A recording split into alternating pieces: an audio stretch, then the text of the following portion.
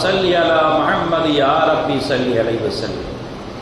அன்னாதம் குடும்பத்தார்கள், தோழர்கள், இமாம்கள், பெரியோர்கள், நாதாக்கள், ஷேக்மார்கள், குறிப்பாக நம்மவர்கள் அனைவர்கள் மீதும் உலக மக்கள்கள் அனைவர்கள் மீதும் அல்லாஹ்வின் சாந்தியும் சமாதானமும் கருணையும் ஈடட்டுமும் என்றெட்டும் இறங்கிக் கொண்டே இருக்கட்டுமாக. ஆமீன். அல்லாஹ்வின் நல்லடியார்களே, அருமை பெரியார்களே, நாம் புனிதமான ரஜப் மாதத்தை முடித்து ஷஅபான் பிறை 1 அமர்ந்திருக்கின்றோம்.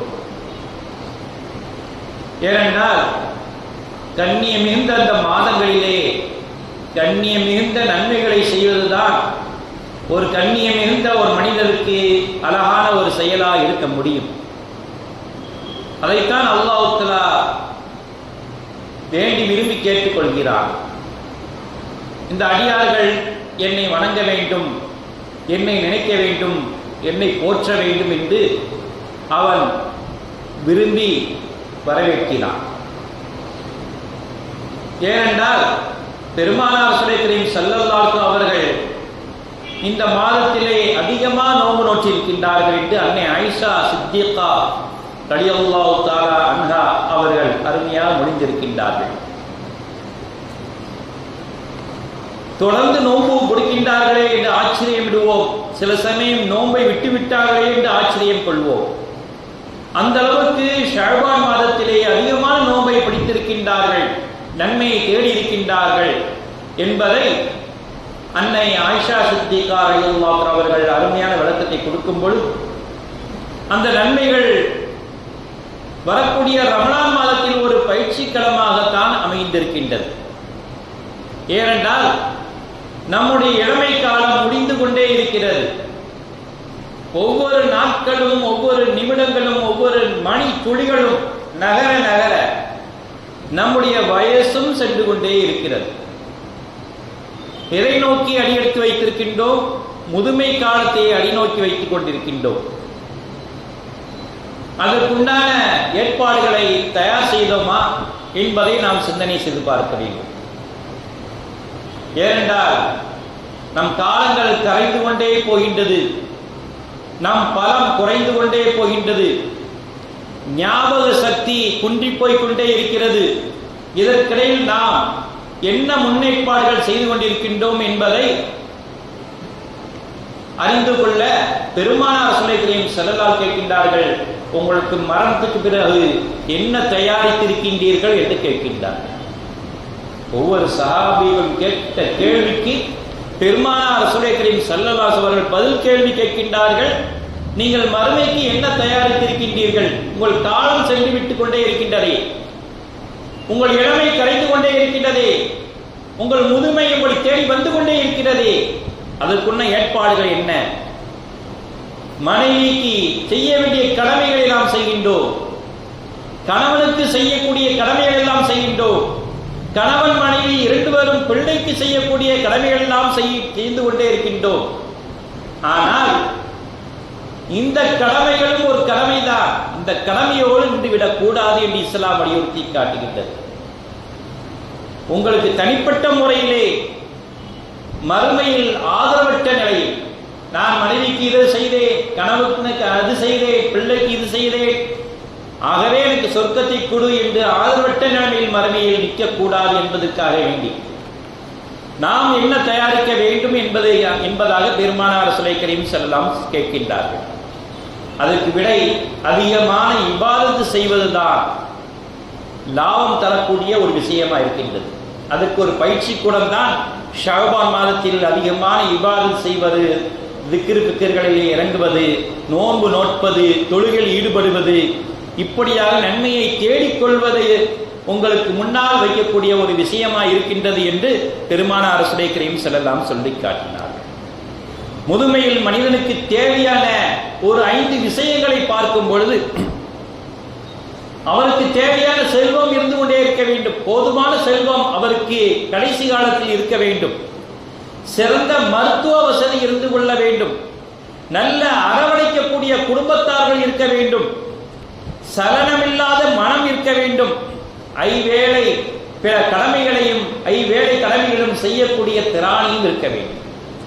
இந்த 5 விஷயங்கள் ஒரு மனிதனுக்கு ஒருங்கே அமைந்துவிட்டால் அவர்தான் மறுமையில் வெற்றி பெற்றவர், இம்மையிலும் வெற்றி பெற்றவர் என்று இஸ்லாம் அழகான மொழி சொல்லி காட்டுகிறது.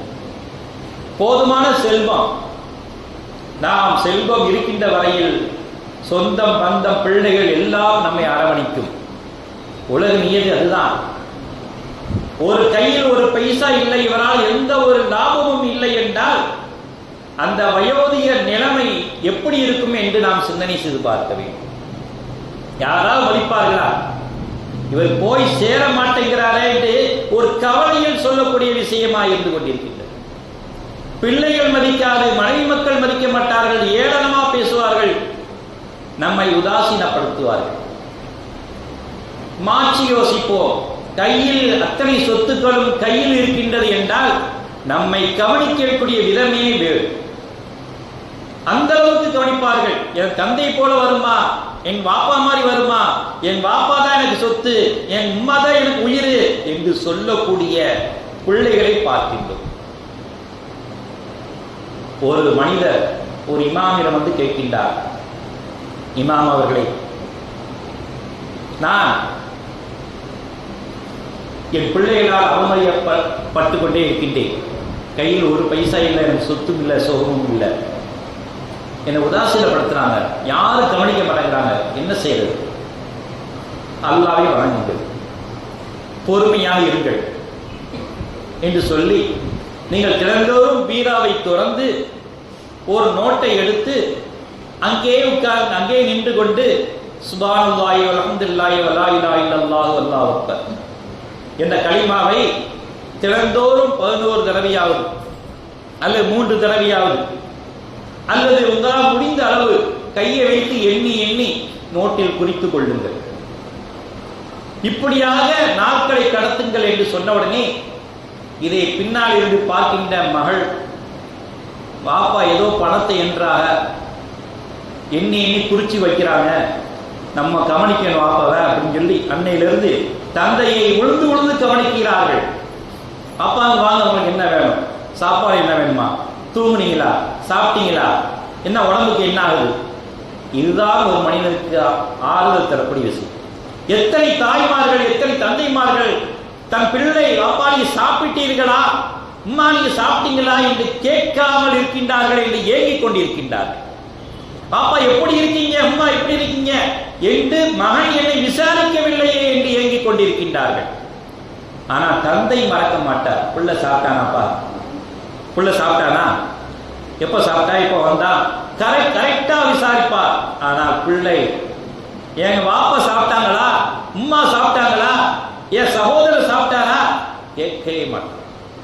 அந்த ஆதங்கம் அவர்கள் உள்ளத்திலே இருந்து கொண்டே இருக்கிற முதுமை காலத்தில் நாமும் ஒரு நாள் முதுமை அடைவோம் என்று நினைப்பை மறந்து நாமும் ஒரு நாள் வயோதிகத்தை அடைவோம், நம் பிள்ளைகளும் இந்த மாதிரி ஏளனப்படுத்தினால் நாம் எங்கே செல்வது என்று உணர்ச்சி கூட இல்லாமல் தந்தையை ஏளனப்படுத்துவோம். ஆகவேதான் இஸ்லாம் உன் தந்தையை பார்த்து நீ என்னுடைய தந்தை இல்லை என்று சொன்னால் நீ காஃபிர் என்றே சொல்லி காட்டுகிறது. ஒரு மகன் கோபத்திலே நீ என்னுடைய தந்தையே இல்லை என்று சொன்னால் அவர் காஃபிர். ஏனென்று தெரியுமா? உங்களுடைய தாயை அசிங்கப்படுத்தி விட்டீர்கள். இஸ்லாம் வன்மையாக கண்டிக்கிறது. இவர் தந்தை இல்லை என்றால் உன் தாய் உன்னை பெற்றெடுத்தது எவ்வாறு சிந்தித்து பார்த்தோமா? ஆகவே தான் காஃபிர் என்று சொல்லப்படுகிறது. உன் தந்தையை அசிங்கப்படுத்தி விட்ட உன் தந்தையை நீ தந்தை இல்லை என்று சொன்னதின் காரணமாக உன் தாயை அசிங்கப்படுத்தி விட்டாய் என்று இஸ்லாம் வலியுறுத்தி, அப்பேற்பட்ட ஒரு விஷயமாகத்தான் தந்தை இருக்கின்றார். ஆகவே தான் தந்தையை கவனிக்க வேண்டும் என்பதற்காக அந்த இமாம் அழகான சொல்லி காட்டினார். நீங்கள் இப்படியே ஓதி ஓதி குறித்து வச்சுக் கொள்ளுங்கள். ஒரு நாள் நல்ல கவனிக்கப்படுகிறது. தந்தை சாப்பிட்டீங்களா, வச்சிங்களா கவனிக்கப்படுகிறது. மகளால் போற்றப்படுகின்றது. இறந்து போய்விட்டார்கள். முதல் காரியமாக இடுப்பில் வைத்த அந்த சாவியை கைப்பற்ற வேண்டும் என்று மகளாரும் மகனான் போட்டி போட்டு திறந்து பார்க்கின்றார்கள். அங்கே என்ன எழுதப்பட்டிருந்தது? சுப்ஹானல்லாஹி வல்ஹம்துலில்லாஹி வலா இலாஹா இல்லல்லாஹு அக்பர். ஒரு நாளைக்கு நான் 21 தடவை ஓதி இருக்கேன், 100 தடவை ஓதி இருக்கேன், இந்த வாழ்நாள் ஃபுல்லா இத்தனை லட்சங்கள் ஓதி இருக்கின்றேன் என்று கணக்கு எழுதப்பட்டிருக்கின்றது. நாம் ஏமாற்றப்பட்டோம் என்று நினைக்கின்றார். ஏமாற்றப்படவில்லை, நன்மையை தேடிக்கொண்டீர்கள். தந்தையை கவனித்ததால், தாயை கவனித்ததால் நீங்கள் நன்மையை ஏராளமாக அடைந்து விட்டீர்கள். இந்த ஒரு களிமா இந்த இமாம் சொன்னதின் காரணமாக தந்தையும் ஈடேற்றம் பெற்றார், மகனும் ஈடேற்றம் பெற்றார்கள் என்று சரித்திரம் நமக்கு சொல்லும் பொழுது எவ்வளவு விஷயமாக இருக்கின்றது என்று நாம் சிந்தனை செய்து பார்க்கிறேன். ஆகவே தான் வலா தஜல் எதக்க மக்லூலத்தன் இலா உன்கிக்க, உங்கள் கைவசம் உங்கள் கைகளை கழுத்தில் கட்டப்பட்டதாக கொள்ளாதீர்கள். லோபித்தனமாக நீங்கள் கொடுக்காம கையை மறைத்துக் கொள்ளாதீர்கள், நீங்கள் வாரி வழங்குங்கள் என்று சொல்லப்படுகிறது. அதோடு மட்டுமா வலா தப்சுதுஹா குல்லுல் பஸ்த், அதற்காக ஒரேடியாக அள்ளி அள்ளி கொடுத்து விடாதீர்கள். கடைசி காலத்தில் வைத்துக் கொள்ளுங்கள், முதுமை காலத்தில் வைத்துக் கொள்ளுங்கள், அது யாரா இருந்தாலும் சரி என்று அழகான மொழி சொல்லப்படுகிறது. அதனால் நீ நிர்த்திக்கப்பட்டவராகவும் கை சேதம் உள்ளவராகவும் ஆக்கப்படுவீர்கள். எப்படி அல்லாது கொடுத்துட்டீங்கன்னா கடைசியில் கை செய்தப்படக்கூடியவர்களாகத்தான் ஆவீர்கள் என்று அல்லாஹ் தஆலா சொல்லி காட்டினார். இது தர்மத்துக்கு மட்டுமல்ல, செலவினங்களுக்கும் அல்லாஹ் சேர்த்தே சொல்கின்றார். உங்கள் செலவினங்களும் செலவு பண்ணக்கூடிய விஷயத்தில் கையை சுருட்டி கொள்ளாதீர்கள், தான தர்மம் செய்யக்கூடியவர்களும் கையை சுருட்டி கொள்ளாதீர்கள், நீங்கள் நடுத்தரமாக பேணுங்கள் என்று பெருமானார் ரசூலுல்லாஹி கரீம் ஸல்லல்லாஹு அலைஹி வஸல்லம் சொல்லி காட்டினார். அடுத்ததாக முதுமை பருவத்திலே சிறந்த மருத்துவ வசதி உள்ளவராக நாம் வாழ வேண்டும். நபிகள் நாயகம் ரசூலுல்லாஹி கரீம் ஸல்லல்லாஹு அலைஹி வஸல்லம் சொல்லி காட்டினார்கள். ஹபீஸா ரலியல்லாஹு அவர்கள் கேள்வி கேட்கின்றார்கள், யா ரசூலுல்லாஹ், எனக்கு ஏதாவது வசனத்தை கற்றுக் கொடுங்கள், எனக்கு ஏதாவது வசனத்தை கற்றுக் கொடுங்கள் என்று கேட்டவுடனே சுபூ தொழுகைக்கு பிறகு சுப்ஹானல்லாஹில் அஸீம் வ பிஹம்திஹி என்ற கலிமாவை 3 தடவை ஓதிக்கொள்வீராக. ஹபீஸா ரலியல்லாஹு அவர்களுக்கு கற்றுக் கொடுத்த துஆ சுப்ஹானல்லாஹில் அஸீம் வ பிஹம்திஹி.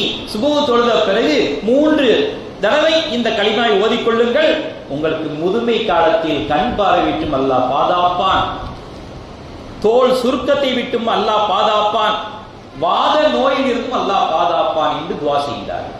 இந்த ஹதீஸில் என்ன தெரியுது? முதுமை காலத்தில் இந்த 3 நோயும் வரக்கூடியதா இருக்கின்றது. கண் பார்வை போய்விடும், தோல் சுருங்கிவிடும், வாதம் அடித்துவிடும் என்ற ஒரு ஹதீஸும் நம்ம வழங்க முடிகின்றது. ஆகவே அல்லாஹ்விடம் துஆ கேட்டு வாழ்நாள் முழுவதும் சுபூ தொழுத பிறகு இந்த கலிமாவை ஓதிக்கொண்டிருந்தால் இதிலிருந்து விடுபடலாம் என்று பெருமானார் ரசூலுல்லாஹி கரீம் ஸல்லல்லாஹு அலைஹி அவர்கள் அழகான முறை சொல்லி காட்டினார்கள். என்றால் இந்த துஆக்களின் மூலமாக, இபாதத்தின் மூலமாக எவ்வளவு வெற்றியை பெற முடியும் என்பதை நாம் சிந்தனை செய்து பார்க்க வேண்டும். வமன் நுஅம்மிருஹு நுனக்கிஸ்ஹு ஃபில் ஹல்கி அஃபலா யக்திலூன் என்று அல்லாஹ் கேட்கின்றார்.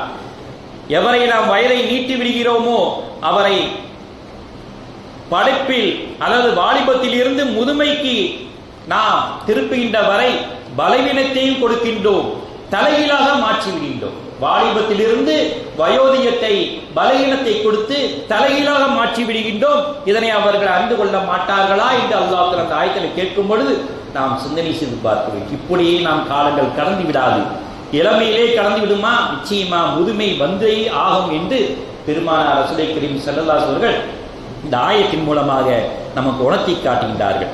உடல் உறுப்புகள் பலம் இழந்தால் இளமை வீணாகி போய்விடும், நம்முடைய தோலெல்லாம் சுருங்கிவிடும். ஆகவே நாம் உண்ட உணவு கூட, இளமையிலே உண்ட உணவு கூட முதுமையில் தான் நஞ்சாக வெளியேறும் என்று பெருமானார் ரசூலுல்லாஹி கரீம் ஸல்லல்லாஹு அலைஹி சொல்லி காட்டினார். கைபர் யுத்தத்திலே நான் உண்ட நஞ்சி தான் என்னுடைய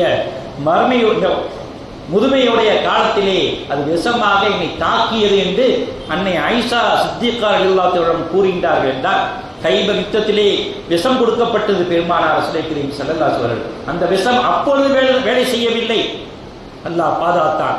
எப்பொழுது வேலை செய்கின்றது? முதுமை காலத்தில் அந்த விஷம் என்னுடைய உடலை தாக்கி எனக்கு மரணத்தை உண்டாக்கியது என்று அன்னை ஆயிஷா சித்திகா ரலியல்லாஹு அன்ஹா கூறி காட்டி, இளமையிலே நீங்கள் அதிகமான உணவுகளை சாப்பிடுகிறீர்கள், அதில் உள்ள விஷங்கள் இளமை பருவத்திலே ஜீரணிக்கப்பட்டு முதுமை காலத்தில் வேலை செய்கின்றது என்று பெருமானார் ரசூலுல்லாஹி கரீம் ஸல்லல்லாஹு அலைஹி சொல்லி காட்டி. ஆகவே தான் அல் ஹம்யத்து ரஅஸு குல்லுத்தா, எல்லா சிகிச்சைக்கும் முதன்மையானது பத்தியமாக இருப்பதுதான் என்று பெருமானார் ரசூலுல்லாஹி கரீம் ஸல்லல்லாஹு அலைஹி சொல்லி காட்டினார்கள். ஒரு பழமொழி சொல்வார்கள் அல்லவா, மீசையை நிறைத்த கிழவனுக்கு ஆசையை நிறைக்கவில்லை. இளமையிலே சாப்பிட்டு முதுமையில் வந்த பிறகு எல்லா ஆசையும் வரும். ஆசை நிறைக்கவில்லை என்றால் சுகர் பேஷண்ட்டு சீனியை சாப்பிடணும் ஆசை வரும். ப்ரெஷர் வந்துச்சுன்னா உப்பு அதிகமாக போடும், உப்பே இல்லையப்பா அப்படின்னு. எவ்வளோ ப்ரெஷர் இருக்கு, உப்பு சாப்பிட்றீங்களேன்னு வீட்டு சத்தப்படுவாங்க. ஆக அந்த நேரத்தில் எல்லாம் சாப்பிட ஆசை வரும். அப்பொழுது நீங்கள் பத்தியமாயிருங்கள் என்று பெருமானார் ஸல்லல்லாஹு சொல்லி காட்டினார். ஆகவே ஒவ்வொரு விஷயத்தை நாம் சிந்தனை செய்து பார்க்கும்போது நாம் இளமையிலே எவ்வளவு நன்மைகளை செய்கிறோமோ, எவ்வளவு சம்பாதிக்கிறோமோ, அதுதான் முதுமைக்கு நம் வழிகோலாக இருக்கும் என்று பெருமானார் ஸல்லல்லாஹு சொல்லி காட்டினார். ஒரு ஞானி சொல்வார், மூத்து கபல அன் தமூத்து, நீங்கள் மரணம் அடைவதற்கு முன்னால் நீங்கள் மரணம் அடைந்ததாக வாழுங்கள். எதற்காக சொல்லப்பட்டது என்றால், நாம் வீடு கட்டியிருப்போம், வியாபாரம் செய்திருப்போம், தொழில் புரிந்திருப்போம், நம்முடைய மகன் எல்லாம் தொழிலை வீணாக்குகின்றாரே, வியாபாரத்தை வீணாக்கின்றாரே, வீட்டை குட்டிச்சவராக்கின்றார்களே என்று கோபம் கொள்ளாதீர்கள். நீங்கள் மரணம் அடைந்து விட்டால் யார் கேட்க முடியும்? அந்த நேரத்தில் நீங்க எழுந்திருந்து என் வீட்டை அப்படின்னா செய்யாதப்பா, தொழிலை வீணாக்கிறப்பா, வியாபாரத்தை வீணாக்கிறப்பான்னு சொல்ல முடியுமா? அந்த நேரத்தில் பொறுமை காட்டுங்கள். மரணம் அடைவதற்கு முன்னால் மரணம் அடைந்ததாக ஆய்விடுங்கள், அமைதியாக சபூராய் விடுங்கள் என்று பெருமானார் ரசூலுல்லாஹி கரீம் ஸல்லல்லாஹு சொல்லி காட்டினார்கள். கடைசியில் எவ்வளவு அமைதியாக இருக்க வேண்டுமோ அவ்வளவு அமைதியாக இருக்க வேண்டும் என்று சொல்லி காட்டினார். ஹலரத் இப்னு உமர் ரலியல்லாஹு அன்ஹு அவர் கூறினார்கள், வாழ்வினிலே நாம் வாழும் பொழுது அடுத்த ஊரில் இருந்து வந்ததை போல வாழுங்கள், வழிபோக்கனாக வாழுங்கள், மன்னரையில் எப்படி இருப்போமோ அப்படி வாழ்ந்து விடுங்கள் என்று பெருமானார் ரசூலுல்லாஹி கரீம் ஸல்லல்லாஹு சொன்னதாக இப்னு உமர் ரலியல்லாஹு அன்ஹு அவர்கள் சொல்கிறார்கள். புகாரி ஷரீஃபிலே பதிவு செய்யப்பட்ட ஹதீஸா இருக்கின்றது. ஹஜ்ரத் அபூ கர்பா ரலியல்லாஹு அன்ஹு அவர்கள் நாயகத்தோடு சொல்லி காட்டினார்கள், உலக அழிவு நாள் எப்பொழுது வரும் என்று பெருமானார் ரசூலுல்லாஹி கரீம் ஸல்லல்லாஹு கேட்கும் பொழுது ஹலர் அபூ தர்ருல் கிபாரி ரலியல்லாஹு அன்ஹு அவர்கள் பெருமானார் ரசூலுல்லாஹி கரீம் ஸல்லல்லாஹு கேட்கின்றார்கள். உடனே பெருமானார் ரசூலுல்லாஹி கரீம் ஸல்லல்லாஹு என்ன கேட்கிறார்கள், அதுக்கு என்ன தயாரித்தீர்கள் என்று கேட்கும் பொழுது, இறைவனையும் இறை தூதரையும் நான் அன்பாக நான் சேமித்து வைத்திருக்கின்றேன் என்று சொன்ன உடனே பெருமானார் ரசூலுல்லாஹி கரீம் ஸல்லல்லாஹு சொன்னார்கள், நான் நேசித்தவர்களோடு ஒரு மனிதராக என்னை நேசிப்பாராக, என்னை நேசித்தவர்களோடு என்னை எழுப்பி வைப்பான் அல்லாஹ் என்று பெருமானார் ரசூலுல்லாஹி கரீம் ஸல்லல்லாஹு சொல்லி காட்டியதாக திருமதியிலே பதிவு செய்த ஹதீஸா இருக்கின்றது. ஆகவே அல்லாஹ்வையும் ரசூலையும் யார் மனசளவிலே ஏற்றுக்கொண்டார்களோ அவர்கள் சொல்லும் செயலையும் அல்லாஹ் தஆலா செய்ய வைப்பான். ஏனென்றால் நாம் வீடு கட்டினோம், சொத்து சேர்த்தோம், தொழில் செய்தோம், வியாபாரம் செய்தோம், விவசாயம் செய்தோம், எல்லாம் யாருக்காக? நம் பிள்ளைகளுக்காக. வீடு கட்டியது நம் பிள்ளைக்காண்டி, சொத்து சேர்த்து நம் பிள்ளைக்காண்டி, தொழில் செய்தது நம் பிள்ளைக்காண்டி, வியாபாரம் செய்த நம் பிள்ளைகளுக்காண்டி, விவசாயம் செய்தது நம்ம பிள்ளைகளுக்காண்டி, சொத்து சேர்த்தது எல்லாம் நம் பிள்ளைகளுக்காண்டி. நமக்கா என்ன சேர்த்தோம்? நமக்காக என்ன சேர்த்தோம்? நன்மைகளை தான் சேர்க்க முடியும். மறுமையை எல்லாம் விட்டு விட்டு செல்வோம், பிள்ளைகளுக்காண்டி எல்லாம் விட்டு செய்வோம். மறுமையில் எழுப்பும் பொழுது உனக்கான என்ன சேர்த்தா என்று அல்லாஹ் கேட்கும் பொழுது எங்கே செல்வது? ஆகவே நமக்காக வேண்டி சேர்க்க முதுமை வருவதற்குள் இன்றே நாம் நன்மையை செய்வோமாக. யா அல்லாஹ், அப்படிப்பட்ட நல்வாழ்க்கையை எங்கள் தந்தருள்வாயாக. முதுமை வருவதற்குள் எங்களுக்கு அழகான நன்மைகளை வாரி வழங்குவாயாக, நல்ல அறங்களை செய்ய வைப்பாயாக, நன்மைகளை பெருக்குவாயாக, தொழுகையை செய்ய வைப்பாயாக. வாஹிர் அல்ஹம்துலில்லாஹி ரப்பில் ஆலமீன்.